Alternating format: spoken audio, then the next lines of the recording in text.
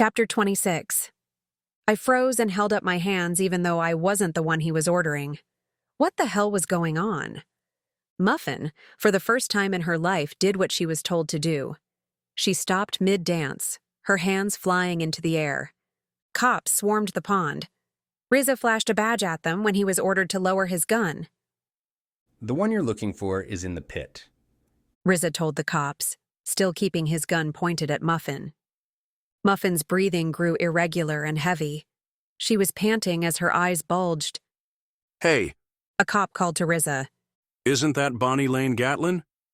She's not your concern. Rizza barked. The cop moved closer to Muffin for a better look, still maintaining a safe distance. It is. She's a wanted woman.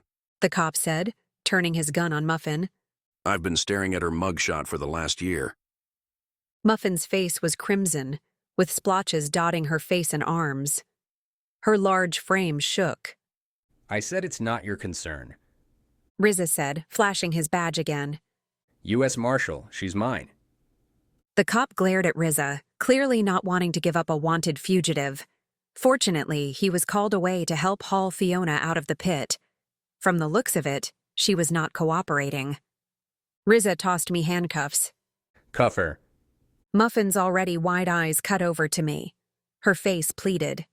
The moment I had been looking forward to was not what I expected, and it didn't feel how I thought it would. It wasn't right. I can't, I said. If you want to arrest her, you're on your own. I'm not trying to arrest her. I'm trying to keep her out of jail. Muffin and I looked at him warily. Her red splotches were spreading rapidly. Can we have this conversation later? He asked, flashing his eyes to the cops. Frankie and Mark had been listening and bustled through. We'll distract them. Frankie said. We have a way with the strong arm of the law. Love the uniforms. Mark added. Oh, that could be one of the chapel themes. Frankie said. Only if I can wear the uniform. Mark said with a laugh. Frankie argued that he would look more official in uniform as they hurried over to the cops. I turned to Rizza. Tell me what's going on, I demanded in a harsh whisper. He glanced at the cops again and then at Muffin. Her face was still pleading. I'll tell you as you put the cuffs on. When I didn't budge, he added, Trust me. I stepped over to Muffin, who looked as if she was going to faint. As I was dragging her hand down, Rizza said, I knew who she was as soon as I saw her in California. I let her take me so I could get close. Why not arrest her? I asked, snapping the cuff on one hand. She whimpered. Muffin actually whimpered. I was told she had information on another wanted fugitive. He's the one I was looking for. I thought I'd arrest both of them at the same time. The information was wrong. She doesn't know him, so I left. I tugged Muffin's other arm down. She swayed, ready to topple. Why didn't you arrest her like you were originally going to do? I found that I liked her. He admitted and turned his attention to Muffin. Even though you're a bully and behave like a wild ape, I found myself caring for you. He said to Muffin, who wasn't comprehending any of this. Even I had a hard time comprehending it. I took your abuse and everything you could toss at me, but what I discovered was a soft woman under that steel armor. You're afraid. Let me help you. Let me protect you, Muffin. I clicked the cuff around her wrist. She was fully cuffed and in his control. Trust me, Muffin. She hesitated but then gave a nod. I followed as he led her to his car. When he assisted her into the car and shut the door, I asked, Where are you taking her? Back to California. I can hide her better at my place, at least until the heat dies down. You won't hurt her? I asked. He eyed me as if I was daft. She's more likely to hurt me. But you'll take care of her? He sighed and nodded. I love the giant woman. I opened my mouth, but I was speechless. Don't ask how it happened. He said, understanding my lack of words. I have no idea, but she keeps me on my toes. He said with a chuckle. Maybe I need someone who can challenge me. Well, you found a challenge. He gave another laugh and sat in the car. Take care. You too. I waved goodbye as he sped down the driveway. I walked to the house, avoiding the scene in the pond. "Remy!" I called from the door. Kitchen. He hollered. An anguished cry came from the same direction. I ran toward the sound and then wished I hadn't. Remy yanked out a nail from Grayson's shoulder. Sit down, Jet. Remy ordered. Or go away. I have one more nail. I looked at Grayson with pity before I retreated to the living room and fell into the couch. No, wait. I'm not ready. Son of Ah. Grayson's pained voice carried into the room. What's going on in there? David asked, as he and Maya stepped into the room. Remy's pulling nails out of Grayson. Fiona's work? I nodded. David saw Maya had turned white and hurried her from the room.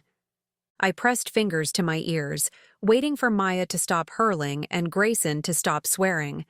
I had a feeling Remy was cleaning his wounds with lemon and salt. Eventually, everyone settled into the living room a little worse for wear. Frankie and Mark appeared moments later with a cop trapped between them. Their arms were linked with his as they escorted him in. Officer Dumfrey needs to ask questions for his report. Mark said.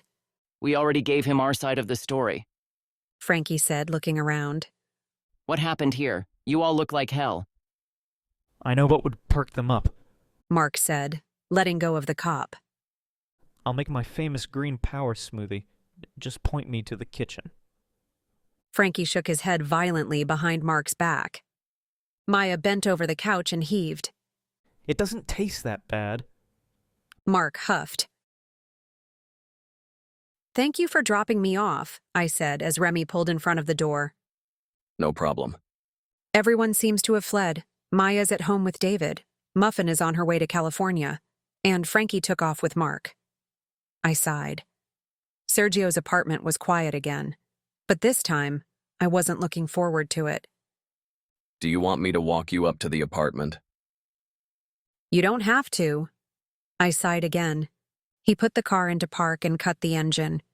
He looked over at me before pushing out the door, muttering something under his breath. Do you think he'll be okay? I asked Remy in the elevator. Who? Grayson. Yeah, he'll be okay. The question is, will you? I lost him, I assume you're talking about Caleb. he said as we walked down the hall. He took my keys and let me into the dark apartment. Yes, he's gone. I sighed again, flipping on the lights. Then he wasn't meant for you. Remy said, heading to the kitchen. He came back with a mini bottle of wine and pressed it into my hands. Real love isn't one-sided. It sure feels real, I said, thinking more about the real feeling of pain, shooting and stabbing I was currently experiencing. Come on, Jet, I'll tuck you into bed. I took a swig of wine and followed him into the bedroom. Giving another feeble sigh, I flopped down on my air mattress. He knelt down and slipped off my shoes. What's your story, Remy? I don't have a story. He said, pulling the blanket up to my neck. Liar, Maybe there is a story, but it's not for you. he said, placing a slow kiss on my forehead, then my nose, then my lips.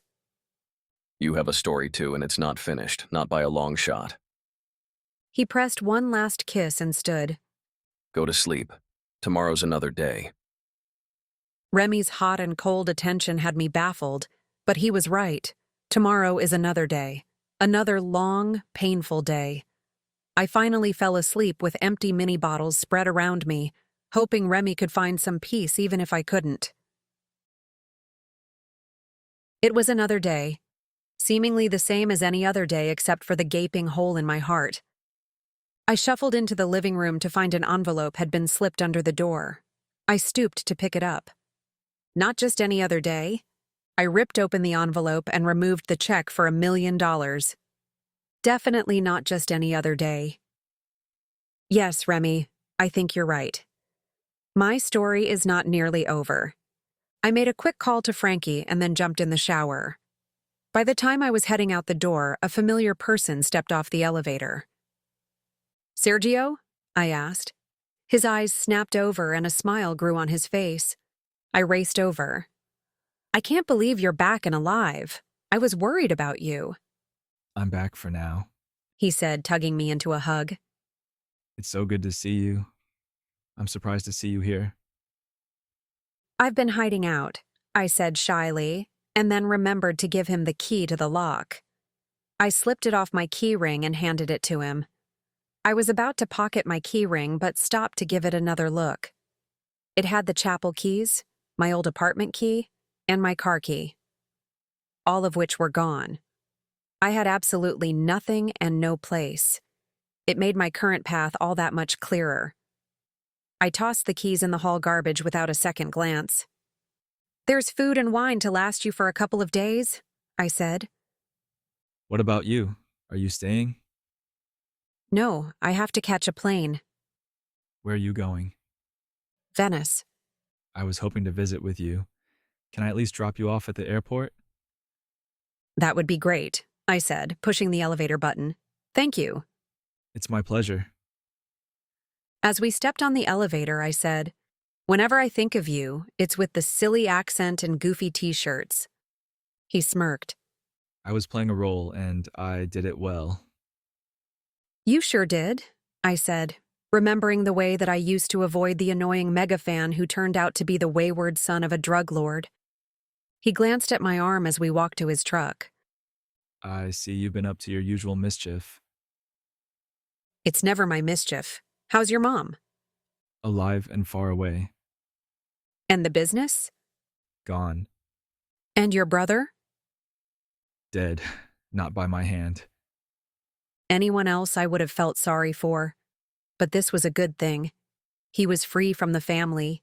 He did what he set out to do and ruined the family business. And you're alive, I said again. I'm relieved. I survived. At least for now. You're not safe? Don't worry. I will be. He said as though he was forcing himself to believe it. The families, I said in thought. They aren't happy. Let's just say the families were more entangled than I originally suspected. When I took down mine, they felt it too. They'll come after him, I thought. They'll know he's here. He smiled, reading my thoughts. Don't worry, my poker goddess. They'll come for me, but I'll be ready. I've learned their weakness. His eyes drifted over my shoulder. But now is not the time to talk about it. Let's get you to the airport. Can we stop at the bank first? I asked. As you wish. He said with a teasing smile. I'm glad you're back, I said with a laugh and hopped into his truck. I am too. The European poker tour consisted of 8 tournaments in 8 different countries. I was on my first day of the second tournament. I sat between 2 men who were speaking in a foreign language. Everyone was speaking in a foreign language, and it was oddly comforting. I assumed it was German since I was in Munich. I repetitively shuffled a stack of chips in my hand, ignoring everything around me except for the hand dealt. Voices began blending together. The players blended together. In fact, the whole tournament was like moving through a Monet painting. Such was my life since I'd left Vegas. In my numb, melancholy state, I was actually doing very well and had already doubled my stack. It was probably because I didn't care. I never became agitated and I never second-guessed. It was mathematical and logical. Simple, unemotional cards. It's what carried me through the first tournament. I had won the first tournament. I had actually won a major tournament and took the €500,000 prize. What that equated to in dollars, I had no idea. It was a good win, but it didn't mean anything. Well, it did, but so many other things seemed to trump it. It was just a part of the hazy Monet painting. A tournament director closed the table to consolidate. I scooped up my chips and moved to my new table. I sank down in the chair and restacked them. A hand was already in play, so I leaned back and relaxed. I automatically reached out to shuffle my chips. There was something soothing about feeling the smooth, round chips in my hand and hearing them click together as they fell. Something brushed against my leg and I felt a tingle. It broke through my peaceful haze. Odd. Not even winning the first tournament had broken through. I ignored the tingle and resumed shuffling. When it happened again, I glanced over at the man next to me. He glanced back. Hi, kitten. Caleb said as soft as a caress, which was at odds with the hard-drawn lines on his face. Congrats on your win.